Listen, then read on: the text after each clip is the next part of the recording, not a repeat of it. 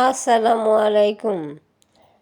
যে কোনো রোগ বালাই বা অসুস্থতা, যে কোনো অসুস্থতায় থাকুক, সব কিছু দূর হয়ে যাবে ইনশাল্লাহ আল্লাহর রহমতে, ছোট্ট একটি আমল করলে।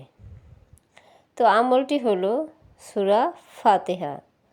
সূরা ফাতিহা একবার পড়ে নিজের শরীরে ফু দিবেন এবং এক গ্লাস পানির মধ্যে সূরা ফাতিহা একবার পাঠ করে পানি পান করে নেবেন, ইনশাল্লাহ আল্লাহর রহমতে ভালো হয়ে যাবে। আবার 41 বার পরেও এক গ্লাস পানির মধ্যে ফু দিয়ে পান করবেন, ইনশাল্লাহ আল্লাহর রহমতে ভালো হয়ে যাবে। এবং 41 বার পরে সূরা ফাতিহা পাঠ করে বুকের মধ্যে ফু দিবেন, ইনশাল্লাহ ভালো হয়ে যাবে। যে কোনো রোগ বালাই দূর হয়ে যাবে ইনশাল্লাহ।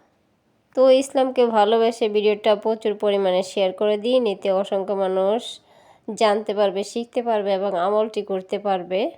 ভালো লাগলে চ্যানেলটি সাবস্ক্রাইব করে রাখুন, লাইক শেয়ার দিয়ে আমার পাশে থাকুন। তো এমনইভাবে নতুন নতুন ভিডিও নিয়ে আপনাদের মাঝে চলে আসবো। সেই পর্যন্ত সবাই ভালো থাকুন, সুস্থ থাকুন। আল্লাহ হাফেজ।